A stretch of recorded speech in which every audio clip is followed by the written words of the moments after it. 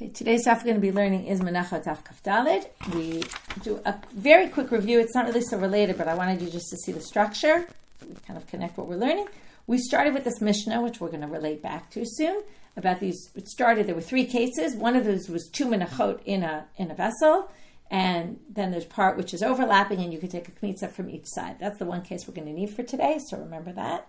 Then we got off the topic of our Mishnah, went into this machloket, Rav Chiya and Rabbi Chiya within Rabbi Chiya, within Rabbi Yehuda's opinion about min b'mino. And we had a whole debate about what is considered min b'mino. We're not going to go back to this topic at all, so we don't really need to review it right now, but I'll just, in a nutshell, right? Min b'mino is defined according to them according to Rabbi Chiya, which then they had a machloket. How exactly? If the items can be actually functioning like the other at some point. And then it was just a decision, debate whether it goes by the item that is trying to nullify the other, or does it go by the item that's being nullified? Which one needs to be like the other for it to be considered min b'mino or not to be considered min b'mino? And that was what we saw. And then we brought four sources. Three were our Mishnah, the three cases in our Mishnah, as attempts to contradict one of the other opinions. And then a fourth source about the matzah, but in the end, none of them really, right? We resolved all the difficulties. Now we're moving on to, again, a different sugya completely, just like we did there, and that's why I also wanted to go back there. Just like we took a completely different sugya and then used our Mishnah as a possible way to reject or support one of the answers. So now we're going to do something similar, but a little bit of a different structure. We're going to hear a story about Rav Kahana, Kisalik Rav Kahana. So it's not really a story. It's just a situation when Rav Kahana made Aliyah. There are many Rav Kahanas. This was presumably makes sense because where we're putting him, one of the early Rav Kahanas in the first generation, who was a student of Rav and then eventually made Aliyah, which is obviously, that fits with this story, that when he made Aliyah, he met with the sons of Rabbi Chiya, who also were first generation. Remember, Rabbi Chiya is the one who put together the Tosefta, or at least they claim he's the one who authored the Tosefta, so it's the same time period as the end of the Mishnah. His son's obviously then beginning of Amoraim. So he gets to Israel and he sees the Bnei Rabbi Chiya that they're saying the following thing. Isaron shechilku v'hinichu bibisa. Okay, we're starting at the very, very bottom of Kuf Gimel Amabet. We're already now on Kaf Daled. Kaf Gimel Amabet. We're now on Kaf Daled. We have an isaron.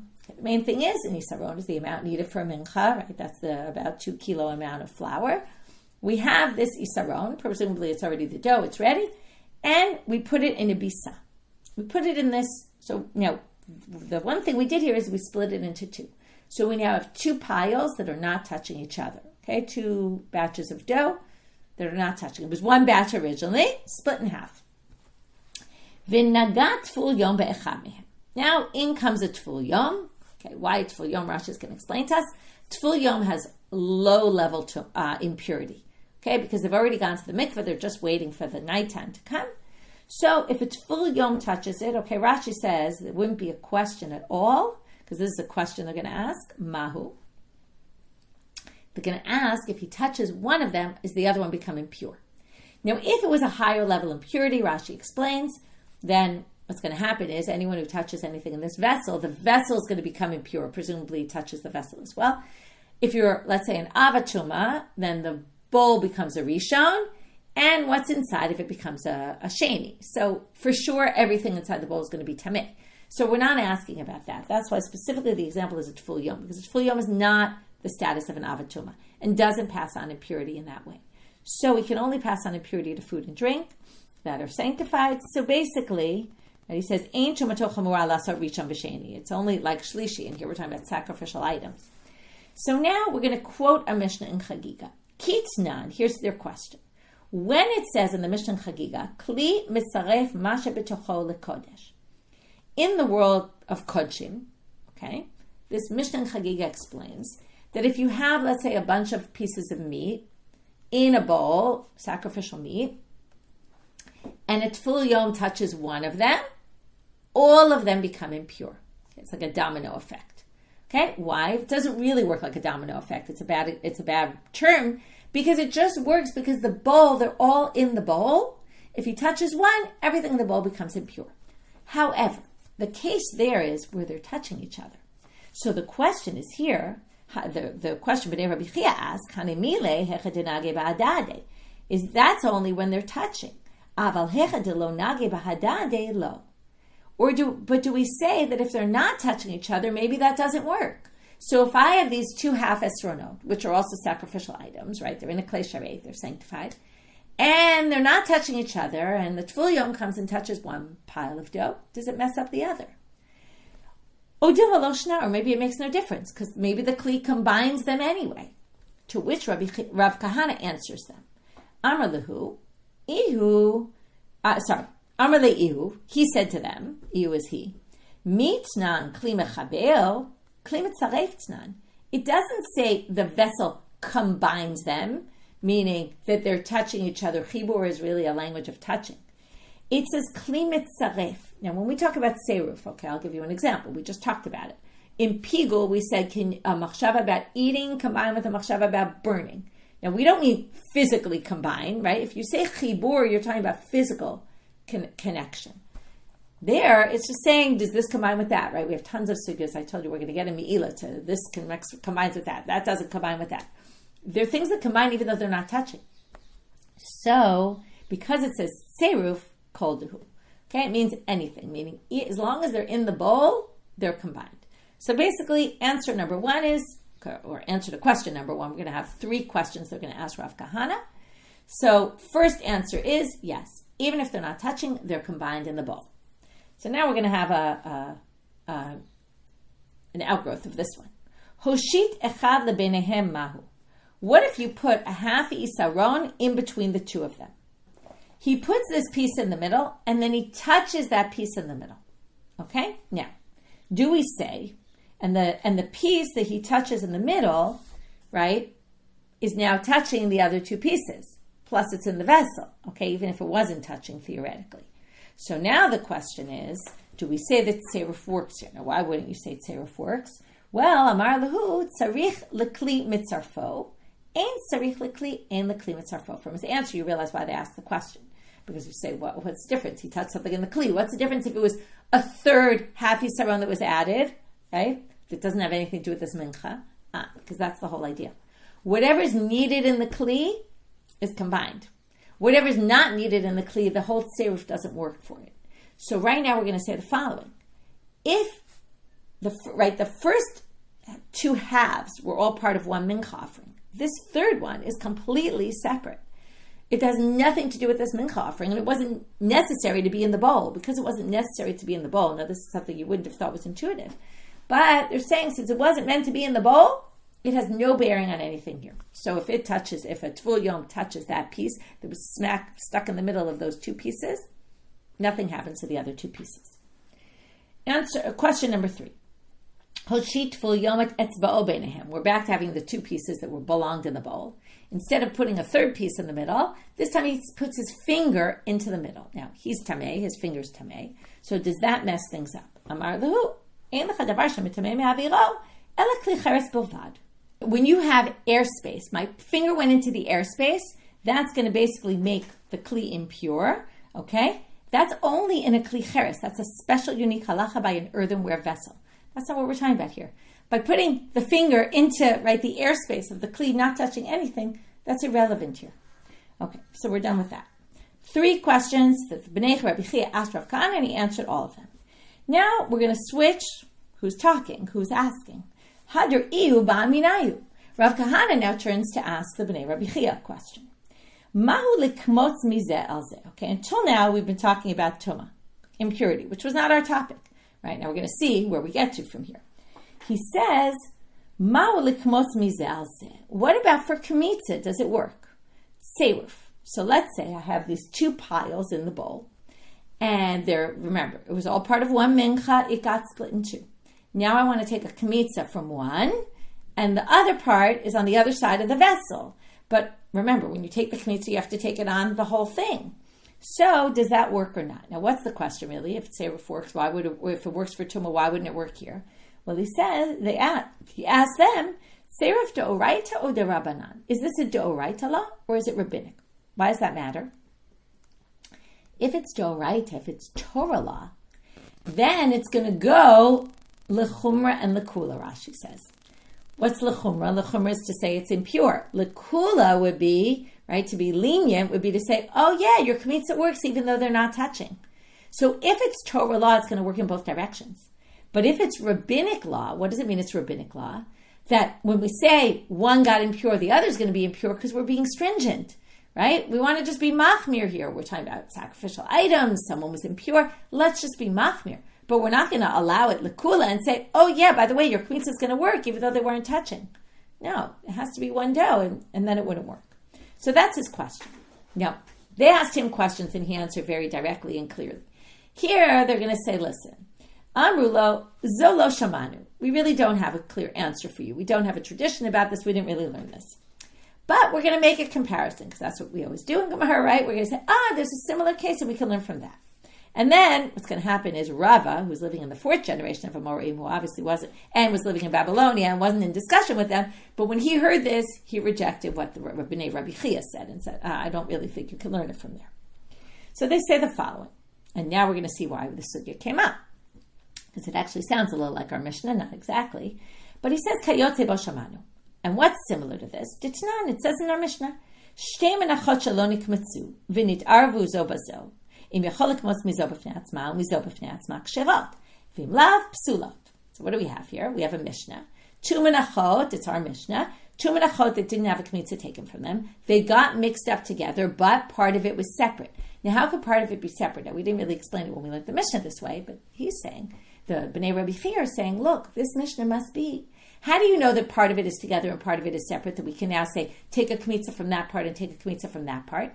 Because it must be, okay, that there's one piece here of A, one piece of B on the other side, and a piece in the middle that's AB, right? A and B mixed. And there must be three separate pieces. And now what do we say? You can take a kemitza from A and you can take a kemitza from B, even though they're not touching, right? When you take the kemitza, you need to take it from the whole batch of dough. Now, the whole batch of dough of A and the whole batch of dough of B is in the vessel, but they're not touching. And therefore, what do you see here? You can take a kemitza from something that's not touching. And that's their proof. Okay? So he says, right? So I'm going to read the whole thing again. Well, the end, he says, Ki yachol likmotz miakshirot, right? You can do the kemitza and it's going to work. Amai. The part that was me'arev, the AB part, he didn't touch it, right? It's not touching the others. So how could that work? It must be, it works. Okay, that's his point. So Rava says, so like I said, Rava comes in later. He wasn't in the discussion here.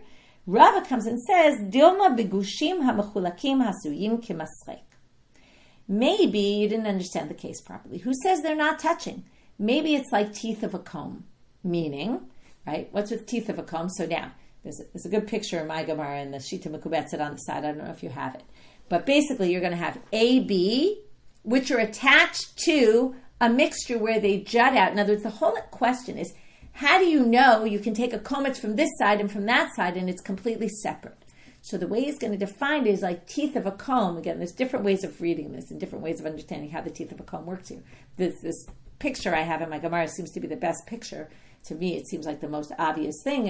And if you don't have a picture, I'm going to just show you with my hands. And you can imagine if you're just listening, take your hands and just put them together, your fingers. Intertwine your fingers. Now you have your right hand, your left hand are separate, the palms of your hand, but your fingers are intertwined. That's the way to imagine. A on one side, B on the other side. And the part in the middle has these lines of dough kind of intertwined with each other, like the teeth of a comb. And that's where they're mixed, and the sides are not mixed. But what do you see here? A is attached to AB, and B is attached to, BA. And basically, B is attached to B, A is attached to A, and that's why this works. This doesn't teach you anything about, can you take a kemitza when the two parts aren't actually touching each other, but yes, together in the same bowl. And there we have. So, yeah, that's a good way to say it, Ruth. Thank you. It's like two teeth of a comb that face each other and intertwine with each other. So you have the base of the comb on each side, and the teeth all intertwined with each other. Excellent image. Okay. Now, the Rava says, so before Rava talks, now the Gemara says, okay, well, my have Allah. So what's the halacha? Okay, not that this halacha is so needed right now because there is no Beit HaMikdash, but, maybe they were hoping it would be built, but they want to know, okay, practically, what's the situation? So Amar Rava Tashma. So Rava himself brings a different source to try to prove it.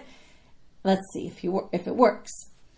Titania. V'herim mimenu mina mechubal. Shelo yavi isaron b'shnei kelim v'yikmotz. So Rava says, let's learn it from here. There's a brighter that says, v'herim mimenu, you take from it. What do they learn from this? Mina mechubar, things that are attached. How do they define attached? Shelo yavi isaron b'shnei kelim v'yikmotz. You can't have it in two different bowls and do the kemitza. Now, what does that seem to infer? Ha bikli echad dumia d'shnei kelim kamitz. He says this would seem to infer as long as it's not in two bowls, meaning, well, as long as it's in one bowl, even though it's kind of like two bowls, okay, meaning if they're not touching, it will work. That's his inference, because all this is saying is don't put in two bowls, right?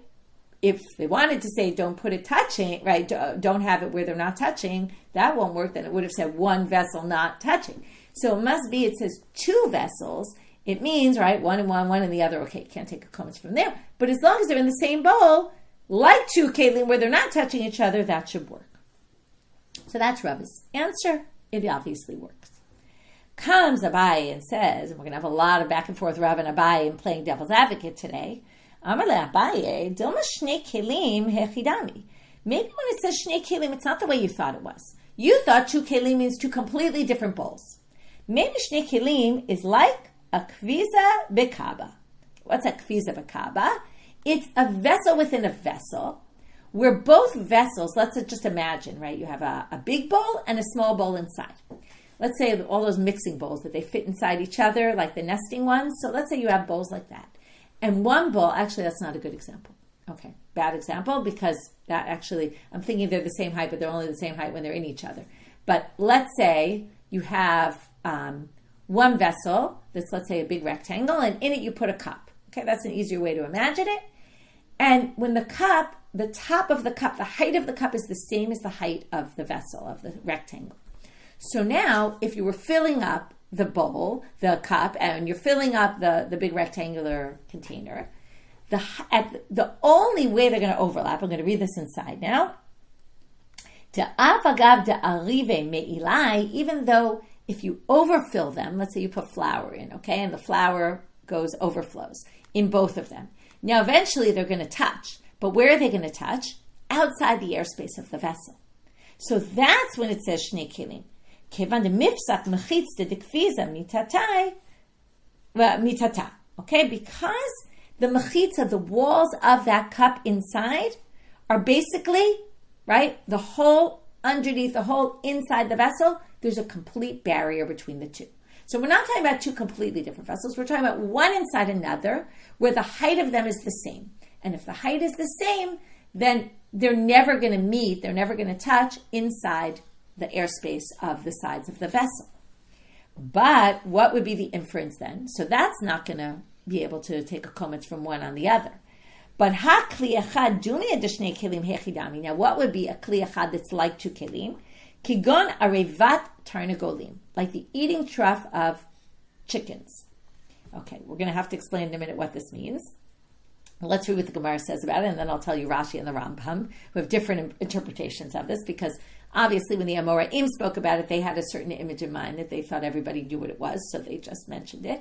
And later, commentaries, coming hundreds of years later, obviously didn't use those same kind of eating troughs and didn't know what on earth they were talking about. So, or maybe they each had eating troughs for chickens that were different, and each one talked about something else. So we'll talk about that in a minute, but let's see what the Gemara says, and then we'll see where Rashi and the Rambam take off. Even though there's a mechitza in between them, and there are two sections of a vessel, but still they're touching each other. Okay? Now, let's just take it farther, and then we'll go and explain. But in our case, where we have two doughs on separate sides of the vessel, and they're not touching each other at all, then we still have a question. So Rashi says we're talking about eating troughs that are separating food and drink.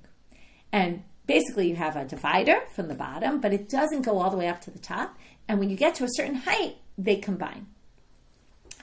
The Rambam actually, I think, makes a little more sense, although it's hard to imagine exactly how it works.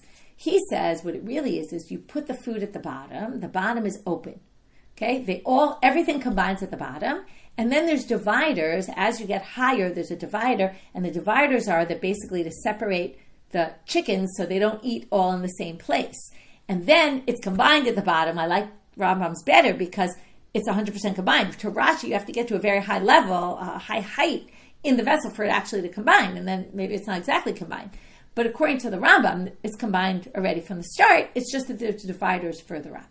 And that's what would be the two different cases, and then it teaches us nothing about if they're not touching at all. So what we did so far, just to review, we had 3 questions B'nai Rabbi Chiya asked Rav Kahana about Tumah, about things in vessels and what combines them. Rav Kahana answered. Rav Kahana then asked the B'nai Chiya, what about for kemitza? Would this go in both directions?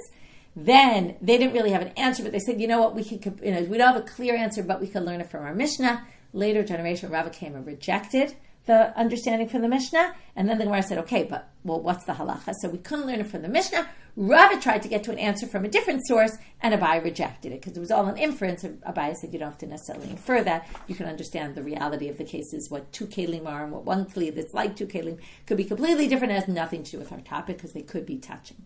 So we're left with no answer to this question. Now comes Rabbi Yirmiyah, our classic Rabbi Yirmiyah, whether you love him or hate him, okay, or hopefully you don't hate him, but whether you like his questions or dislike his questions, here comes his classic Rabbi Yirmiyah style question by Rabbi Yirmiyah. Tzeiruf kli v'chibor mayim mahu. Now we're talking about Tumah again. Now Tumah was clear, the 2 things in the same vessel that are not touching, if they're sacrificial, right? They're going to, one gets impure, tvul yom touches one, the other one's impure as well. What if there's tzeiruf kli? So we have A, B, okay, they're in the bowl together. Tvul yom comes, touches A, B is tameh. But what if there's also chibor mayim? What does that mean? Well, B has a pipe attached to it that is full of water that is touching C, which is outside the vessel. So we have A, B, and C. A may be impure because it was in the vessel. Now B is attached through a pipe of water, that's called chibor mayim, to C. Now if B became impure, C would become impure as well. But B became impure with this tzeiruf kli method. So the question is, kitnan kli mitzaref masha b'tocho lekodesh, hani mile de gavai. Maybe you say the kli is only mitzaref what's inside the vessel, which obviously it is. But now that this thing that's inside is now touching something outside, right? Aval debarai lo. Maybe it's not strong enough to actually take the tumah out of the vessel, right? If obviously it touched B, the tvul yom, then that would make C tameh, because that doesn't work by tzeiruf kli. But now that B only got tameh because it was in the vessel, it's not enough to make C impure as well.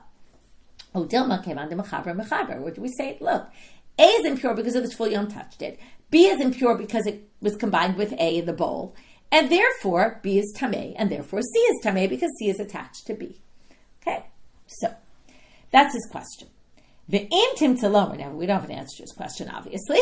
V'im tim talomer, if you want to say, kevan de mechaber mechaber, we actually do view that C is going to become impure. What if you flip the case? What if it was chibor mayim v'tzeiruf kli? What if first the person touched the water, made the water impure, that in turn made B impure, right? So C became impure first.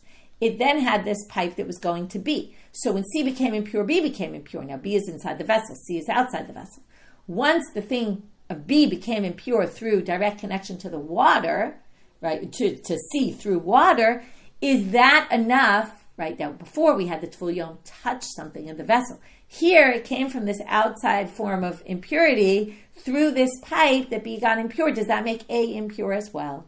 Okay, so that's what he's going to ask, right? So chibor mayim v'tzeiruf kli v'nagat tvul yomi b'chutz ma'u, when the tvul yom touches outside.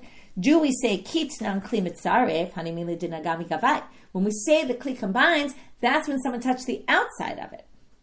But aval mi barai lo. But that's when someone touches something that's in the vessel. I just messed up the terms. Gavai is inside. But if it's mi barai, if you touched outside and then that was connected to something inside, that's not. Tzeiruf kli doesn't work that way. And the answer is, right, dilma lo shna, or maybe it doesn't matter. Maybe it would be a problem either which way. teku. We're left without an answer to this question. Okay, so we end with this question of Rabbi Yirmiyah. We don't end. We end this part. Now we're going to have more questions. By Rava. Rava asks another question. Isaron shechilko. So again, we start with this mincha that we now have in two parts. V'nitma echad mehem v'nicho bebisa. Now we have a very interesting question. We have this mincha. We divide the dough into parts outside the vessel. One part becomes impure, not while it's in the vessel. Okay, the tzeiruf kli works when it becomes impure while it's in the vessel, not when it becomes impure. If you just have something that's impure and you stick it in a vessel with something else, it doesn't make the other one impure if they're not touching. If they're touching, then it depends what level of impurity it is and all that, and whether it can still pass on impurity to more food. But let's just assume, okay, we're talking about now it's outside, it becomes impure. Then it gets put in the bowl with the other half, its other half. Now remember, only if they're both supposed to be in the kli together does the tzeiruf kli work. But at this point, tzeiruf kli isn't going to kick in because it was impure outside. So we now have half is impure, half is pure, they're not touching. Okay. Now, chazar tvul yom v'naga ba'oto tameh. So A, we have A and B. A was impure outside the vessel. Got put in the vessel next to B. And then a tvul yom came and touched A again. So now it doesn't have to be the same tvul yom, but a tvul yom comes and touches something that was already pure. Already impure. Mahu. Mi amrina. Sava lo tuma. Olo. Sava is satiated. But what it means here is, it was already tameh. You can't make something more tameh. There's no, now, but this is very, right, we've had this with all sorts of things. Ein isur halal isur. Ein shvua halal shvua. Once something is its status, it's tameh.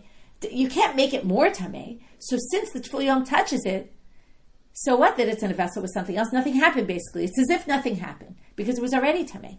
Or do we say, no, it actually adds now because if somebody touches it, there's ramifications.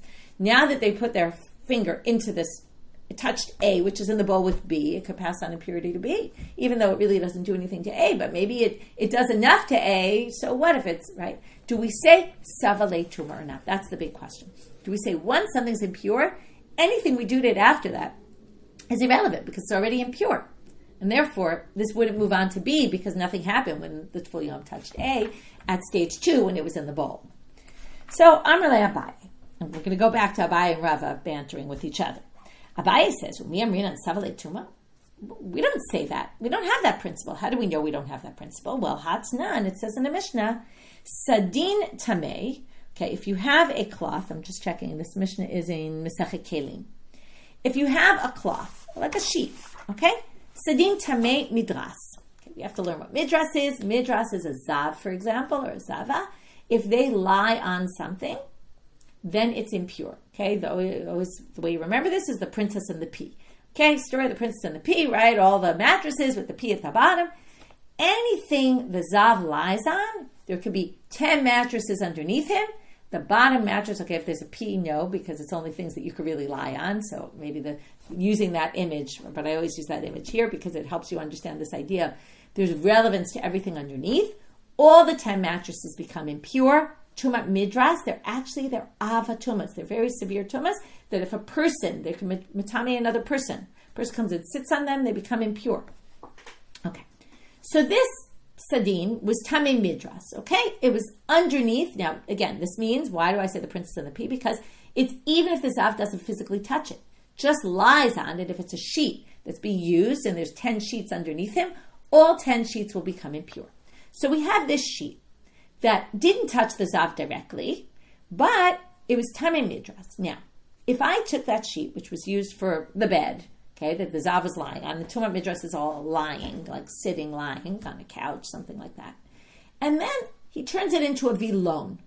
He puts it as a curtain in the person's house. So now, tahor min midras, the tumat midras leaves it. It's no longer an avatuma because it's no longer an object for sitting on. It's now hanging as a curtain. Okay, that no one can sit on a curtain. So maybe little kids could try to do it, but it's not really used for sitting. Aval tamei maga midras. Okay, Tanakama says something weird here, but it's tamei because it touched the midras. And what does it mean to touch the midras? It touched itself, basically, is what they say, because we say it didn't touch the midras, didn't touch the right. It says it's maga midras. It touched the midras, the thing that became tamei. Basically what it means is when you hang it up, so it's not an avatuma anymore, but it is a rishon because it touched itself. Okay, that's Tanakama. Tanakama is not going to really interest us. What interests us is Rabbi Yossi. Rabbi Yossi disagrees and says, what are you talking about? Rabbi Yossi, be'ezet midras nagazeh. You don't touch right? The sheet doesn't touch itself. The sheet is the sheet. Okay? So, Ella, what really this halacha should be is, what Rabbi Yossi thinks it is, Ella she'im nagabo hazav tamei maga hazav. If it was touched, though, and the assumption is, even if it was touched after it was midras, and then the zav, so let's say it was the second sheet underneath the zav didn't touch it right away, then later the zav touched it while he was still sitting on it, and then hung it up as a curtain, kinagabo, okay, so now it's going to still retain the status of it being a rishon l'tuma because the zav touched it. Okay, now let's think about this situation. Kinagabo azav miatameh. What do you see here?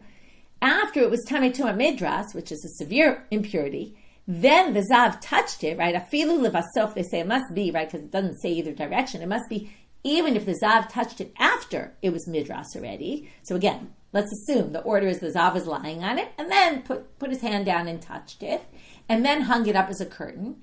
So even though it was tameh midras to begin with, it was navatuma, when he touched it, it also became a rishon, which really had no relevance at that point. But the relevance was that once it became a curtain, it retained that status of being a rishon, even though the first one got removed. Okay, the tumat midras. Amai. Now, comes Abai and says, here you have it. Lema savele tuma. If you say savele tuma, it's already tameh midras. You can't add any tuma to it. Then it wouldn't be tameh maga midras. So basically, for sure, Rabbi Yossi thinks that there's no such concept as savele tuma. But Rava, as I said, is going to play devil's advocate. Amar le umimai dehai she'im nagabu azav lebatra midras dilma makami midras. Maybe he touched it first, and then that's not an issue of savale tuma at all, because if first the zav touched the sheet and then lied down on it and then hung it up, well, when he hangs it up, the midras is going to disappear. But the first thing he did, the maga, is still going to be there. Now, why is that not a savale tuma? It was already impure. How could it become impure midras? Well, that for sure it could be because shim nogabo azav, dahavya tuma chamura al tuma kala.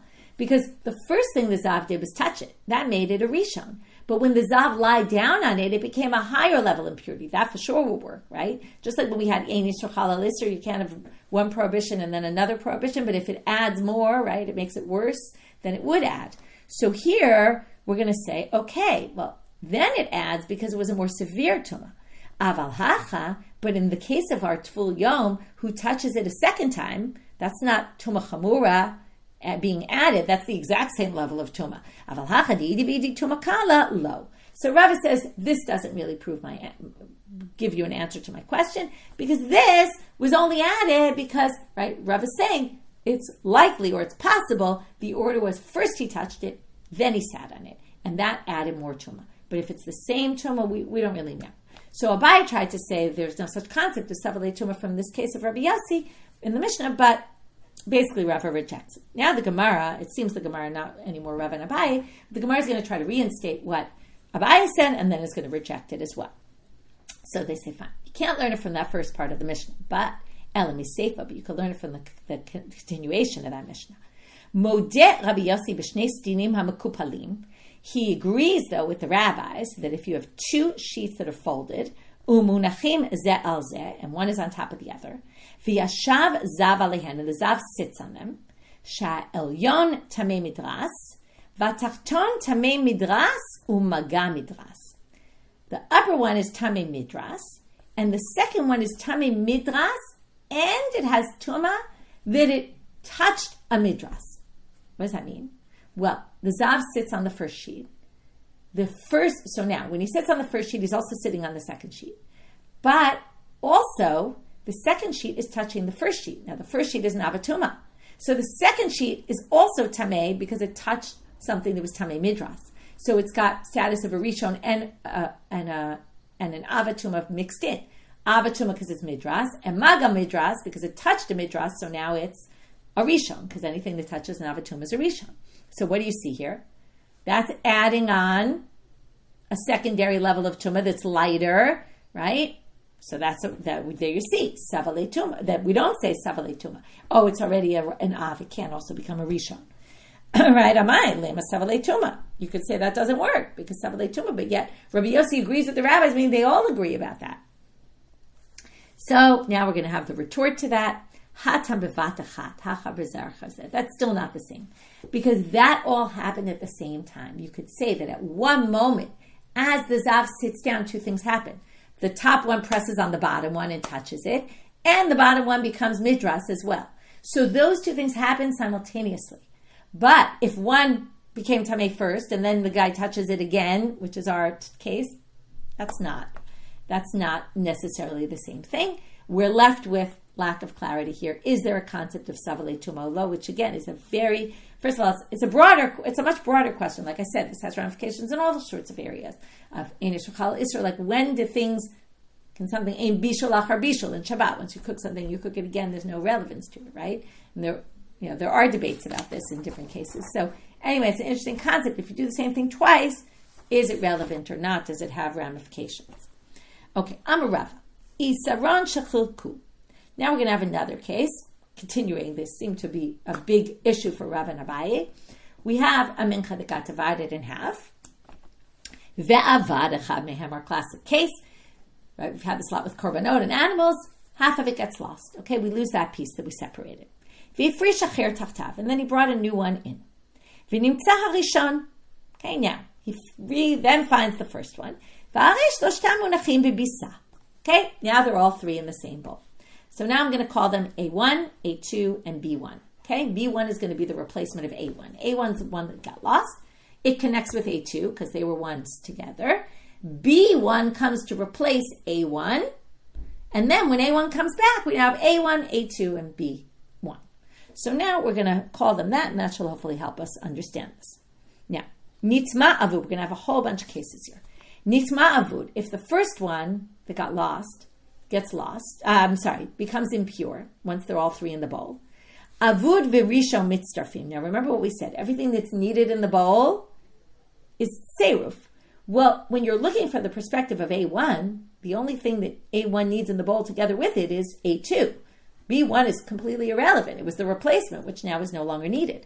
So therefore, if the first one that got lost, A1, is impure, avud v'rishon mitzdarfim. So it joins together with the first one, meaning the first one is A2, and the two of them become impure. But mufrash and mitzdaref, but B1 is super not connected to A1 and not going to be impure. And likewise, this is obvious, nitma mufrash, if B1 becomes impure, mufrash v'rishon mitzdarfim. B1 also combines with A2, because that was meant to be the new replacement. Remember, if you lose your dough, right, what do? You just add more dough to the original. Avud and mitzdaref. So, but A1 is not connected at all. Nitma rishon, but if A2 becomes impure, it's connected completely to both A1 and B1. So therefore, shnehem mitzdarfim, they all become impure. Abaye amar. Abaye now comes and says, afilu nitma echad mehem, shnehem mitzdarfim. He says, even if A1 or B1 become impure, the lost one or the replacement one, everything is impure. My taima. Kulu b'nei bikta dahadadininu. They're all part of the same hut. Okay, hut like home. Okay, they're all part of the same mincha offering.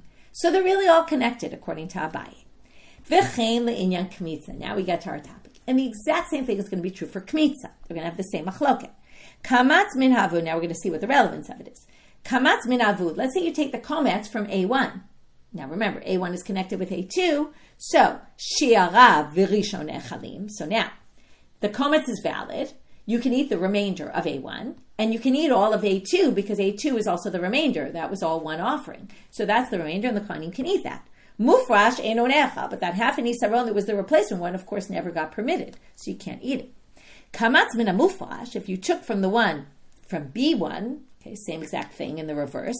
Shi'ara v'rishon echalim, the remainder of that, and the original, right, the one that was always there, never got lost. A2 get to be eaten, but avud einon echal, but A1 can't be eaten because that has no connection to B1.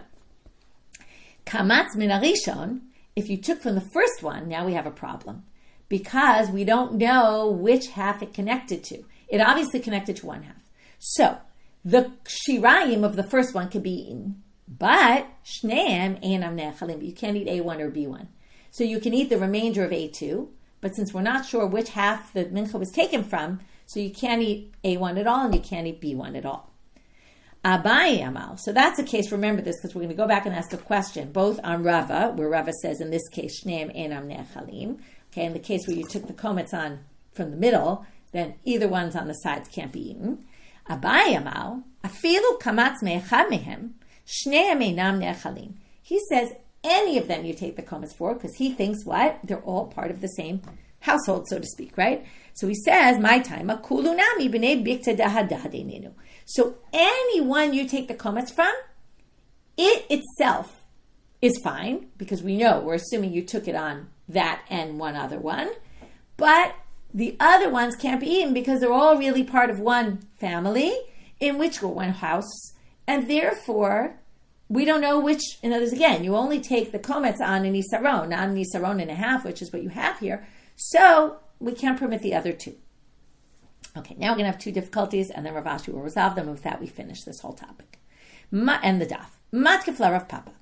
V'shirayim didei mi'an echalim. In both the cases where Rava said, if the last case of his, where both aren't eaten, when you take from the middle one, and Abaye says you take any one of them, both aren't eaten, but they both agree that the shirayim could be eaten. Rav Papa says, how can you even eat the shirayim?